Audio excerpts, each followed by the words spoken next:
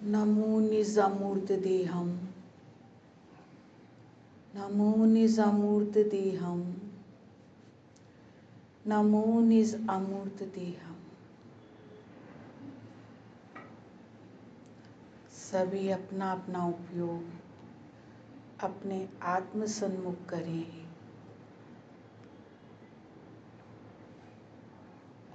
आत्म सन्मुखता ऐसी जगह है जो हमें सदा सदा के लिए मोक्ष सुख तक ले जाती है। मोक्ष सुख यानी अनंत सुख। कैसा है अनंत सुख? जो एक बार उत्पन्न होने के बाद अनंत अनंत अनंत अनंत काल तक सदा एक सरीखा रहने वाला है। और वह मोक्ष बाहर में नहीं, अपने भीतर अपने असंख्यात प्रदेशों में ही है। इसीलिए उपयोग की आत्म सन्मुखता बहुत जरूरी है। सुख तो जगत के सभी प्राणी चाहते हैं और उसकी दौड़ में दौड़ दौड़ करके अपना जीवन समाप्त कर लेते हैं। इस तरह हमें अनंत काल हो गया सुख की दौड़ में, लेकिन आज तक हमें कभी सुख की प्राप्ति नहीं हुई। आज महाभाग्योदय आया है जो हमें सुख की पहचान हुई है, सुख का मार्ग प्राप्त हुआ है। अब चतुराई इसी में ही है कि चुपचाली में अपना काम फटाफट कर लेना, क्योंकि यह काल बाबा कब आ जाएगा और हमको उठा के ले जाएगा। सारी चीज़ें हमसे छूट जाएगी। जो हमको ये संयोग प्राप्त हुआ है, जो हमको ये भाव मिला है अपना कल्याण करने के लिए, वो कब खत्म हो जाएगा पता नहीं लगेगा। इसलिए जितना जल्दी हो सके उतना जल्दी अपना कार्य कर लेना चाहिए। अपने कार्य के लिए हम अपने उपयोग को अपने मस्तक पर लेकर के आएं।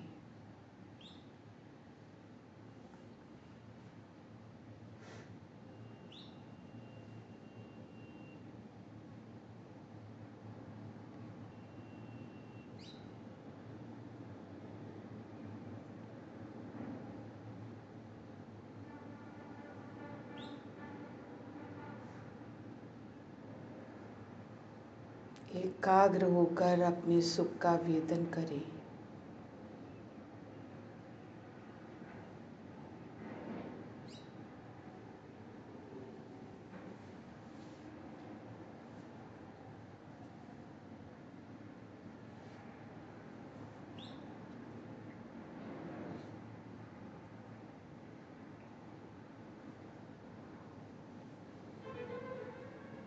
अपने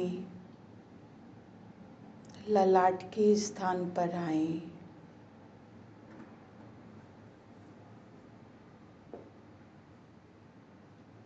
उपयोग को एकाग्र करें और अपने अतीन्द्रिय रस का, अतीन्द्रिय अमृत का रस पान करें।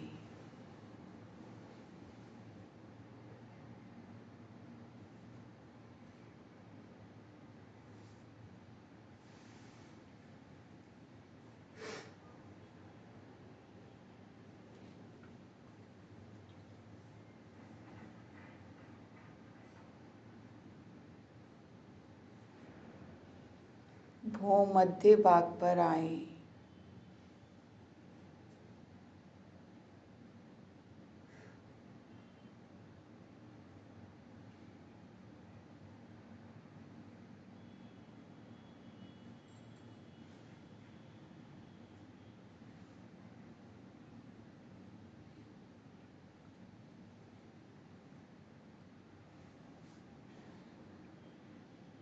अपने से जुड़ने पर अंदर में बहुत हलचल मचती है और बिल्कुल डरने की ज़रूरत नहीं है। जिसकी अपने आत्म सन्मुखता होती है वहाँ बहुत सारी पाप प्रकृतियाँ पुण्य में बदल जाती हैं। पुण्य कर्म की स्थिति बढ़ जाती है, कम हो जाती है और बढ़ भी जाती है, दोनों ही काम होते हैं। पाप की प्रकृतियाँ पुण्य में बदल जाती है, पुण्य का अनुभाग बढ़ जाता है और पाप प्रकृतियों का अनुभाग घट जाता है। इसलिए कोई घबराने की ज़रूरत नहीं है। जब हम अपने अतीन्द्रिय रस का पान करेंगे और धीरे धीरे अभ्यास के बल पर उस आनंद की हमें अभ्यास होने लगेगा, आनंद आने लगेगा, उसकी आदत हो जाएगी, तो वो इतना उसका बल आ जाएगा कि बाहर में कर्म का कैसा भी उदय आए, हम उसका सामना करने के लिए उस अतीन्द्रिय बल के बल पर उसका सामना करने के लिए बिल्कुल खड़े हो जाएंगे। समता भाव पूर्वक वो सहन होता है। उपसर्ग केवली हमारे सामने इसका उदाहरण है। गजकुमार मुनि के ऊपर अंगीठी जला दी, क्या उन्हें दर्द नहीं हुआ होगा? लेकिन वो अपने अतीन्द्रिय रस के पान में इतना ज़्यादा उसका, जिसका रेशो ज़्यादा होता है, उसका बल आ जाता है और उस बल के ऊपर हम उसको दूसरे को हरा देते हैं। लौकिक जीवन में भी हम देख सकते हैं कि हमारे घर में कोई कार्य होता है, कोई शादी होती है, हमारे घुटने में दर्द हो रहा है, वो हमारी अनुभूति में नहीं आता है। आता है, हम उसको इग्नोर कर देते हैं। ऐसा नहीं है कि अनुभूति में नहीं आता है, आता है, लेकिन हम उसको उपयोगात्मक अनुभव नहीं करते हैं, उसको नेगलेक्ट कर देते हैं, इग्नोर कर देते हैं, क्योंकि हमारे उपयोग में तो अभी शादी की आनंद की अनुभूति है, हम उसमें जी रहे हैं। ऐसे ही हमें जब अपने अंदर में अपने अतीन्द्रिय रस का इतना बल आ जाएगा, इतना बल आ जाएगा, उसके रसपान करते करते हमारे सामने वो पाप प्रकृतियाँ या तो रुकेगी नहीं, और रुकेगी तो हम उनका सामना बहुत समतापूर्वक आराम से उसका सामना कर पाएंगे। इसलिए घबराने की ज़रूरत नहीं है। यहाँ अंदर में तो साम दाम दंड भेद कैसे भी करके अपने को अपना कार्य करना है।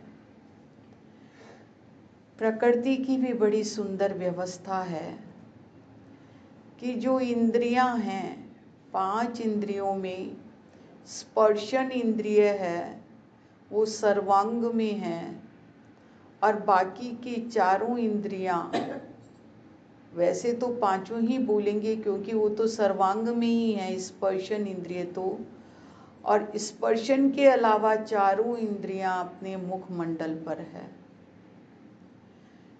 जब हमारी वृत्ति बहिर्मुखी होती है तो बहुत तेजी से कर्म आते हैं और आत्म प्रदेशों से चिपक जाते हैं। लेकिन प्रकृति की ऐसी व्यवस्था है कि 2 इंद्रियों के ढक्कन दिए हैं, एक नेत्र इंद्रिय और एक स्पर्शन इंद्रिय है। रसना इंद्रिय को ढकना है, स्पर्श इंद्रिय को। ओ सॉरी सॉरी, गलत बोल गई, ध्यान नहीं रहा मेरे को। मैं बोलना तो स्पर्श वो रसना ही चाह रही थी, मुंह में से निकल गया। तो 80% हमारे जो वृत्ति बाहर की ओर रहती है, वो यहाँ से ही हमारे कर्म का आगमन होता है, बाहर से संबंध जुड़ता है। अतः हमें अभ्यास करना चाहिए कि हम अधिक से अधिक नेत्रों को बंद रखें, मुंह को बंद रखें। आजकल ये फ़ोन की ऐसी व्यवस्था है कि नहीं चाहते हुए भी हम फ़ोन से बातें करते रहते हैं, क्योंकि अनलिमिटेड कॉल्स मिलने लग गए, पैसे लगते नहीं हैं, तो हम इसका दुरुपयोग करते हैं। अरे इसका दुरुपयोग नहीं करते, हम अपना दुरुपयोग करते हैं। अपने कीमती समय को हम बर्बाद करते हैं इससे जुड़ कर के, और अभी बर्बाद नहीं करते, आगे तक के लिए बर्बाद करते हैं। क्योंकि जब संबंध जुड़ता है तो वो कितने कितने टाइम तक हमारे उदय में आएगा। हमने किया, सामने वाला करेगा, फिर सामने वाला करेगा, फिर हम करेंगे, मिलने का अपन प्रसंग बनाएंगे। क्या मतलब है फालतू की बातों से? अपने में रहना नहीं आता है, अपने घर में रहना नहीं आता है, सुख अच्छा नहीं लगता है, चला चला करके आकुलताओं को बुलाना है क्या? और फिर हम रोते हैं, जब कर्म का उदय आता है तो रोते हैं। क्यों? ये तेरे ही बांधे हुए हैं ना, तेरे ही करे कर्म है ना, रोने की क्या जरूरत है? अब क्यों रो रहा है? भाई अपने को समझाते हैं गुरुदेव कि मत जुड़ दूसरे से, दूसरे से इससे ही जुड़ा जाता है। और बाकी की जो देखो, श्वसन पे तो और गंध के ऊपर तो अपना जोड़ नहीं चलता है, लेकिन ये कान हैं, इन पे भी हम ताला लगा सकते हैं। कैसे लगा सकते हैं? कि कोई हमें बोले हम प्रतिक्रिया ही ना करें। एक बार प्रतिक्रिया नहीं करेंगे, दूसरी बार नहीं करेंगे, तीसरी बार सामने वाला बोलना ही बंद कर देगा, हम सुखी हो जाएंगे। सामने वाला हमको बोलेगा पागल है।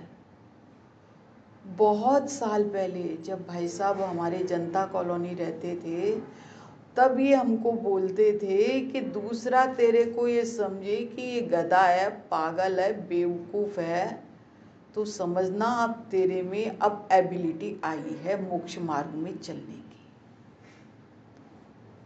क्योंकि संसारी जीव के काम का नहीं रहा ना तू, न तो उससे बोलता है, न उससे बात करता है, न उसका कुछ काम करता है, अपने में ही रहता है। तो वास्तव में अब समझ में आ रही है। उस समय तो केवल बातों में ही लग रहा था, समझ में आती थी, भाव भाषण नहीं था। लेकिन अब उन चीज़ों को धीरे धीरे जब रिकॉल करते हैं तो भाव भाषण होता है कि वास्तव में वो कितनी सच्ची बात थी। और वास्तव में जब तक ऐसा नहीं होगा, लोगों के लिए जब हम काम के नहीं रहेंगे, तभी हम काम के हैं। तो जब वास्तव में हमारा बुढ़ापा आवे और कोई हमें नकारे, तो हमें बहुत ऐसे अपने आप में इन्फियोरिटी होएगी। उससे पहले ही हम उनको नकार देवे ना और अपना काम कर लेवे। अपना काम करने वालों के कभी बुढ़ापा नहीं आता है। जो अवस्था है वास्तव में वो अपने अंदर सोच की अवस्था होती है। हम बूढ़े हो गए तो हो गए, जवानी में भी बूढ़े हो जाते हैं, तो दूसरे के सामने तो बूढ़े हो जाएंगे, हो जाते हैं और हो जाना। लेकिन अपने में तो हम अपना काम करते हुए बिल्कुल जैसे एक जवान बच्चा अब पुरुषार्थ पूर्वक अपना काम करता है, ऐसे इतना बल लगा देना। अरे यहाँ कोई बोझा नहीं ढोना है, यहाँ तो केवल उपयोग को एकाग्र तो करना है। ठेले थोड़ी चलाने हैं। लेकिन हाँ, अनादि का अपना अभ्यास नहीं है, नया काम है, इसलिए वो नए काम में जोर आता है, वो ही है। शारीरिक बल की तो यहाँ आवश्यकता ही नहीं है। यहाँ तो उपयोग की एकाग्रता करनी है, और उपयोग की एकाग्रता तो अभ्यास से होगी, पर से हट करके होगी, पर से जुड़ने से तो अपना बल का ह्रास होता है। बहुत सारी भ्रांतियों में जीते हैं। पर्युषण पर्व आते हैं, अपन 10 साड़ियाँ, अपन सोचते हैं कि हमने 5 साड़ी रख ली, 2 साड़ी रख ली, 4 साड़ी रख ली, 10 रख ली, सबके त्याग। अरे क्यों झूठ बोलते हैं हम अपने से? 2-4 सोने की ज्वेलरी निकाल ली और कहते हैं और बाकी सबके त्याग। अरे त्याग हैं तेरे, सच्ची बोल रहा है।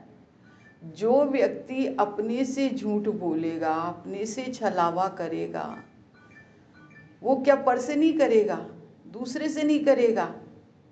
वो छलिया नहीं है।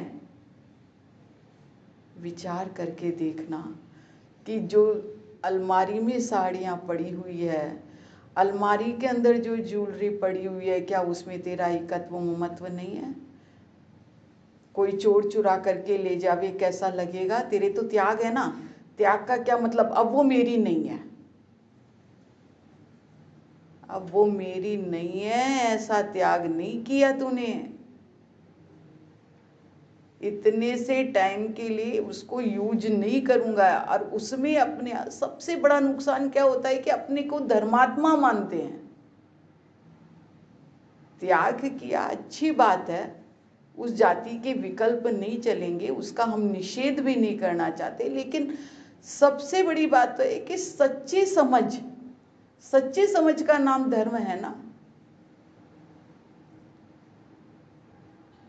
तो क्या है मेरा, क्या है वास्तव में? सही पूछो तो मस्तक से लेकर के पैर के अंगूठे तक जो विस्तार है, जो अपने असंख्यात प्रदेश हैं,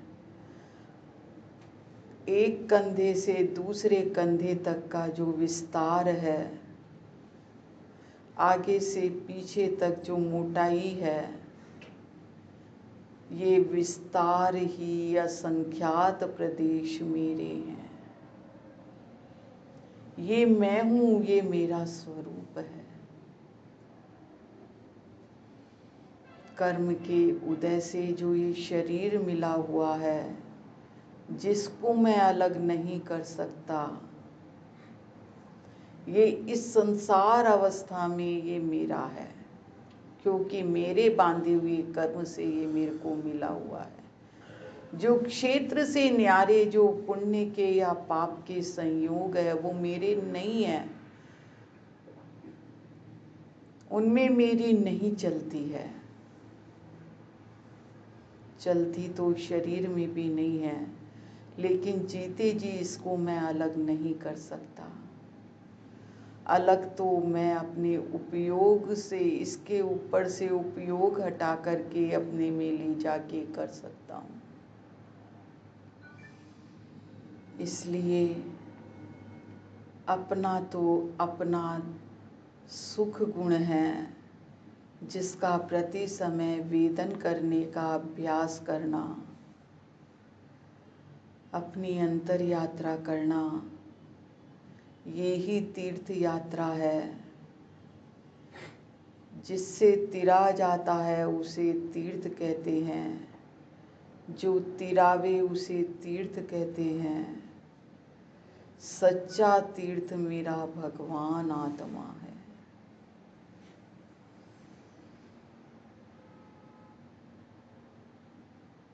इसकी यात्रा करिए, एक एक अंग, एक एक प्रत्यंग ये बहुत पवित्र हैं। ये टोंक है, ये महापवित्र हैं। ये घुटना टोंक है। जैसे हम पार्श्वनाथ की टोंक पर जाकर के गदगद हो जाते हैं, अपने को कृतकृत्य मानते हैं, वहाँ अनेक बार जाकर के आए भाई, एक बार तो अपनी इस टोंक को नमन कर। एक एक प्रदेश महापवित्र है, इसका अवगाहन कर, इसमें डूब, आमूल चूल इसके अंदर डूब जा। फिर अतीन्द्रिय अमृत का पान तो स्वतः ही होगा। फिर जरूरत नहीं है किसी के कहने की और सुनने की। एक बार अपने भी आ जा, एक बार अपने भी आ जा। अंतरात्मा बुला रही है, चेतो चेतन निज में आओ, चेतो चेतन निज में आओ। मोह राग और द्वेष को छोड़ो, निज स्वरूप से नाता जोड़ो।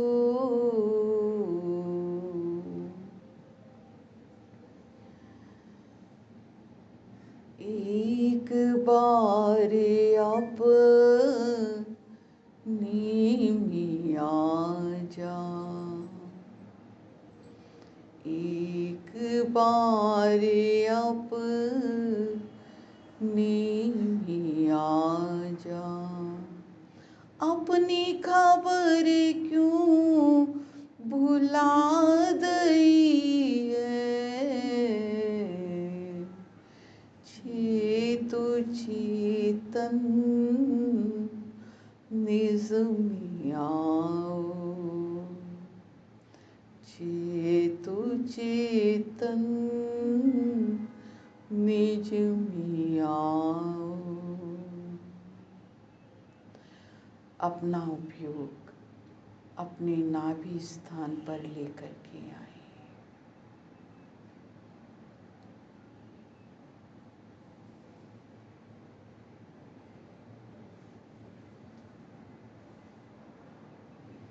अपना अनुभव हम स्वयं कर सकते हैं, किसी और को अपना अनुभव नहीं हो सकता।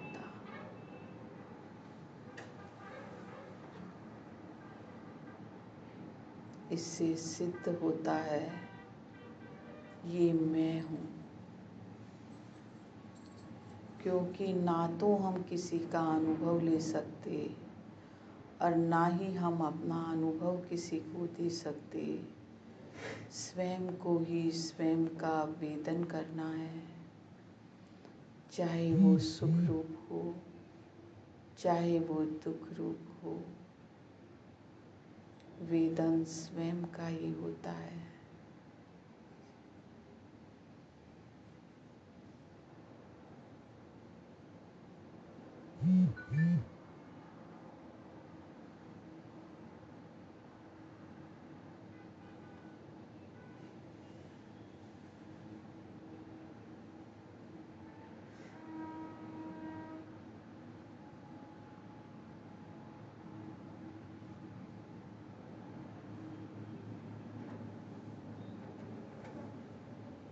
पेट के भाग पर उपयोग को लाइए।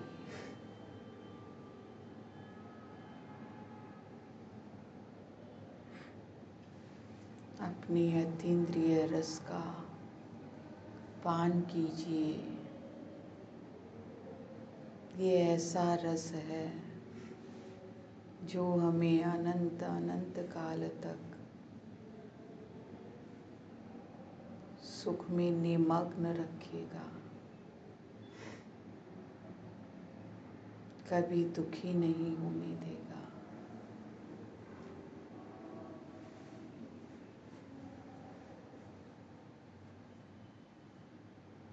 जगत में हम अपनी लड़की के लिए ऐसा वर ढूंढते हैं जो उसको कभी तकलीफ ना दे। मेरा स्वरूप ऐसा ही है जिससे अपना नाता जोड़ने पर सदा सदा काल के लिए सुखी रहते हैं।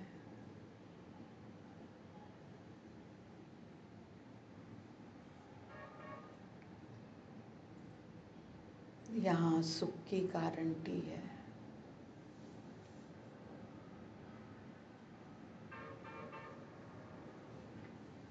सारी पाप प्रकृतियाँ पुण्य में बदलने वाली है और जो नहीं बदलेगी उनका सामना करने की ताकत आ जाएगी। इसलिए घबराने की बिल्कुल ज़रूरत नहीं है। निर्भय होकर इस मार्ग पर चलना है और आगे बढ़ना है।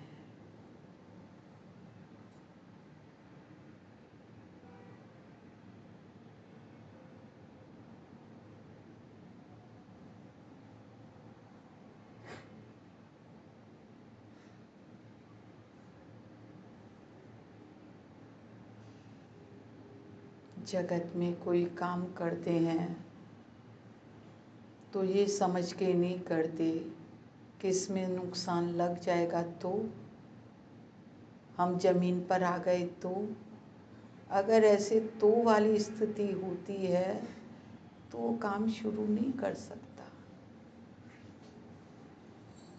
ऐसे ही ये अपना मोक्ष मार्ग है।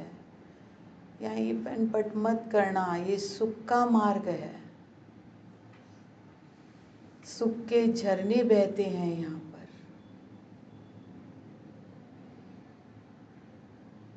कर्मों से लड़ने की ताकत आती है। ये ताकत क्या सुख नहीं है? सुख है। मैं अंदर में जाता हूँ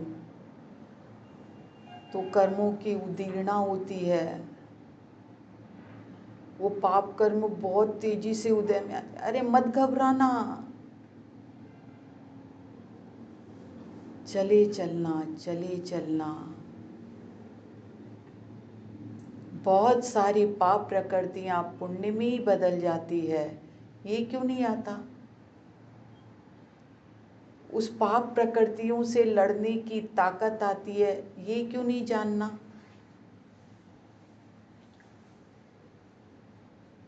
नहीं, अगर ऐसी बातें हम करेंगे तो हम डर जाएंगे। हम तो पहले ही डरते हैं।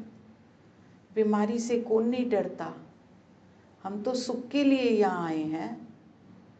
और ये अगर विचार करेंगे कि नहीं यहाँ पर भी दुख मिलेगा और बहुत दुख मिलेगा, कौन आना चाहेगा? कोई नहीं। अरे दुख नहीं आएगा, दुख से लड़ने की ताकत आएगी। वो गजकुमार मुनि थे, वो सुखी थे कि दुखी थे? उनकी अंगीठी जल रही थी सिर के ऊपर। वो अनंत सुख का भोग कर रहे थे। हालांकि जो हमें बताया जा रहा है पक्का करने के लिए बताया जा रहा है कि ऐसी ऐसी परिस्थितियां भी तेरे सामने आएगी, घबराना मत। लेकिन हम तो डरपोक है ना, हम भाग जाएंगे। लेकिन नहीं, वो एक पहलू वो भी है। तो सब पहलुओं को देखते हुए और अपने को सुख का एहसास करना है, अपने में इतना बल प्रकट करना है, उस अतीन्द्रिय आनंद को भोगते भोगते ही वो बल प्रकट होगा।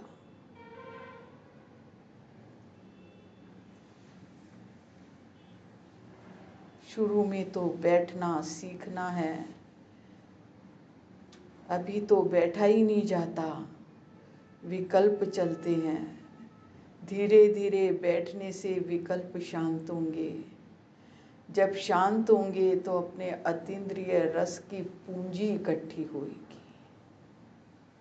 बल इकट्ठा होएगा। अंतराय कर्म का क्षयोक्षम होगा, जिससे हमारे में आत्मबल प्रकट होगा। बाहर में शारीरिक शक्ति इतनी आएगी कि कोई कर्म का उदय बीमारी के रूप में आता है, उपसर्ग के रूप में आता है, तो वो शक्ति इतनी होएगी कि हम उसको आसानी से सहन कर जाएंगे, जीत जाएंगे, अपने कर्मों की लड़ाई को जीत लेंगे। वो जीता तो अपने बल पर ही जाता है, अपने आत्म बल पर ही जीता जाता है। इसलिए इसको अमृत का पान कहा है, इस अतीन्द्रिय आनंद को अमृत पान कहा है। जो अमृत पी लेता है, जगत में भी प्रसिद्ध है कि जो अमृत पी लेता है वो अमर हो जाता है।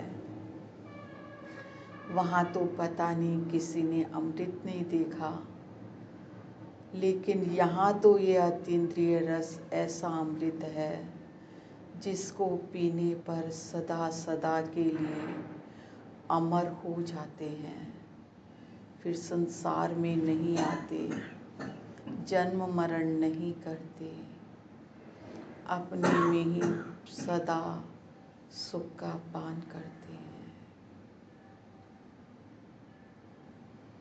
अपने उपयोग को अपने दोनों पैरों पर लेकर के आए।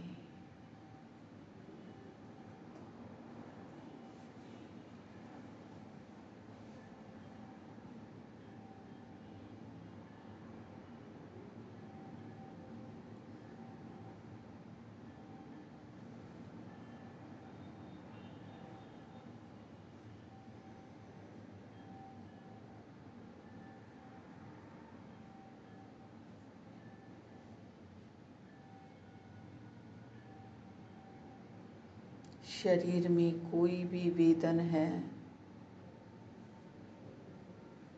सुख का वेदन स्वतंत्र है, दुख का वेदन या और कोई प्रकार का वेदन वो कर्म के उदय से होता है।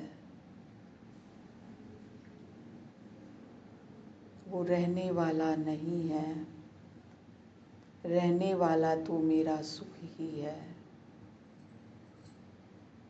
इसलिए उस सुख से जुड़ जाना,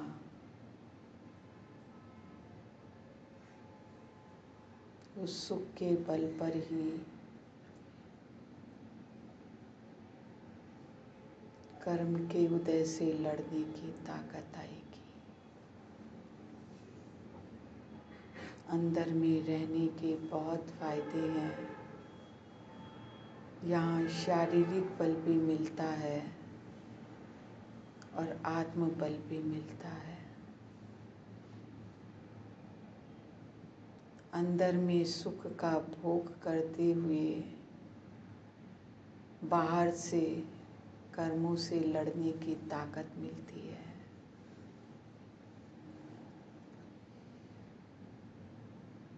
जगत में प्रसिद्ध है कि हर चीज़ के नेगेटिव और पॉजिटिव दोनों पॉइंट होते हैं, लेकिन स्वरूप की साधना तो वैसी है जहाँ नेगेटिव कुछ होता ही नहीं है, पॉजिटिव ही पॉजिटिव होता है। पांचों उंगलियां घी में और सिर कढ़ाई में, बस भोग करते जाना, घबराना मत, पीछे मत हटना। बढ़ते जाना अपने गंतव्य तक, भले धीरे धीरे चलना। जो धीरे धीरे खरगोश की चाल चलेगा वो भी एक दिन अपने कछुए की चाल से चलने वाला भी खरगोश को हरा देता है। अपने गंतव्य तक पहुंच जाएंगे, लेकिन मार्ग को मत छोड़ना। बहुत मुश्किल से मार्ग मिला है, अपना उपयोग अपनी दोनों हथेलियों पर लेकर के आए। रसपान करें।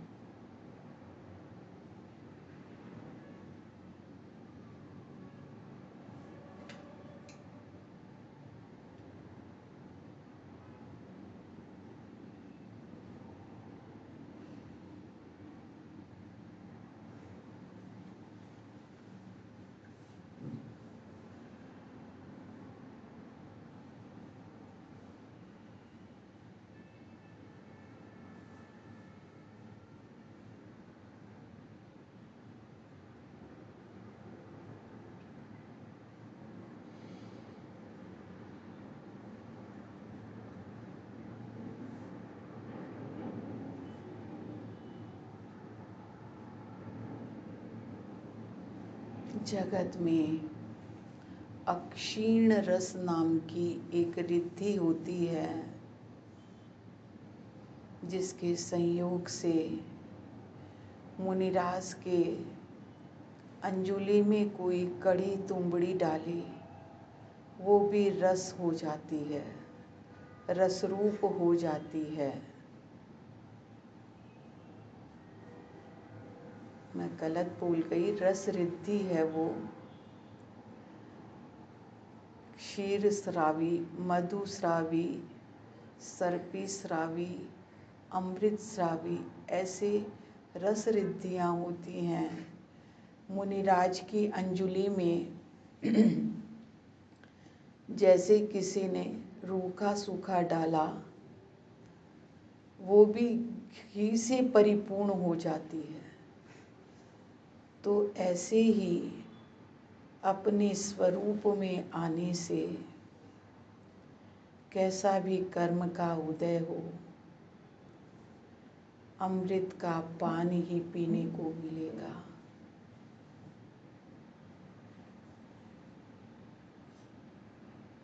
प्रारंभिक अवस्था में बल तो लगेगा, बस थोड़ा सा बल लगाने की जरूरत है, फिर तो झरने ही झरने वाले हैं।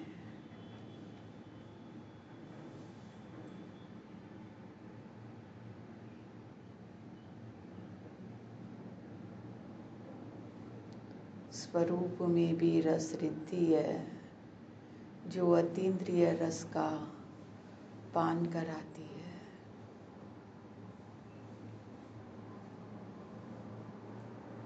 वो रिद्धि कुछ समय के लिए होती है बाहर की, और ये रस रिद्धि ऐसी है जो अनंत काल तक रहती है और अनंत अनंत काल तक सुखामृत का पान कराती है।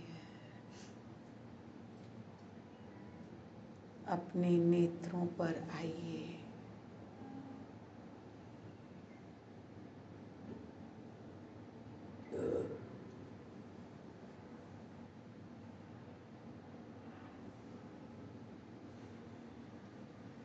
ये बहुत पवित्र हैं।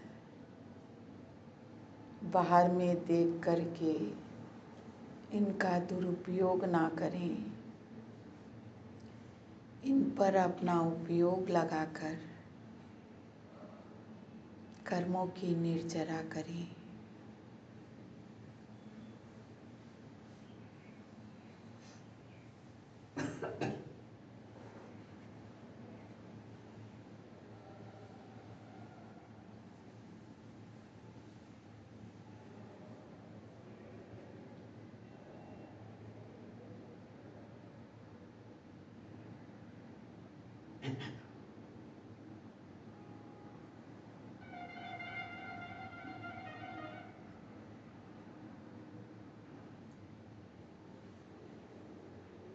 योग को कर्ण भाग पर लेकर आएं।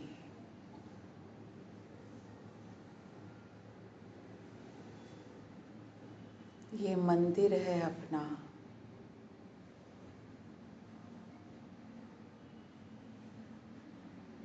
जहाँ मेरे भगवान बैठे हुए हैं।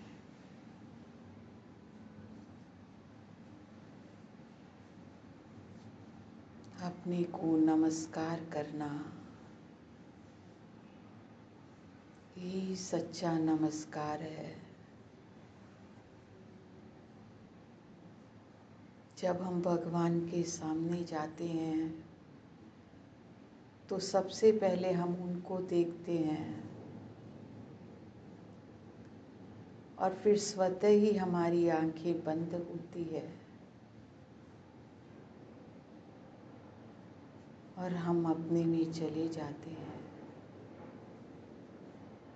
जाने अनजाने ही सही, जब हम नहीं जानते थे इस चीज़ को तभी भी ऐसा होता था,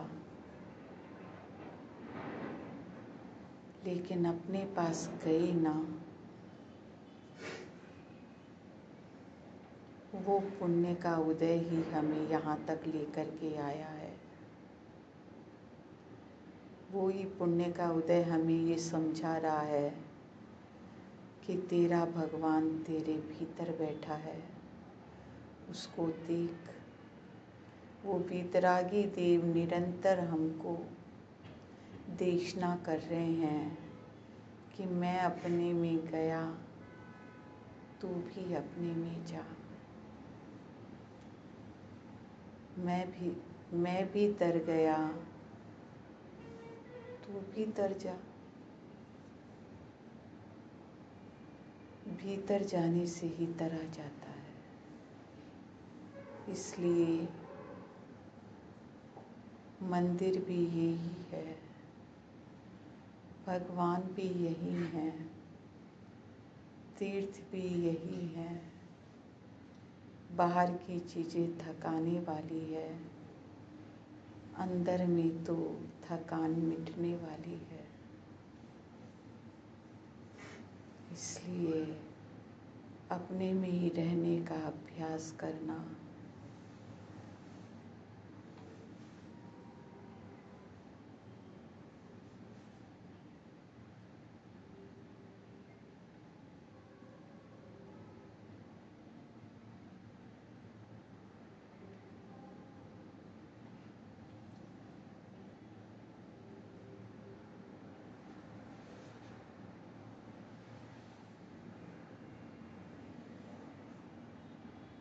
एक बार नासाग्र दृष्टि लगाकर अपनी पूरी मूरत को देखना। पूरी मूरत अपने वेदन में आती है।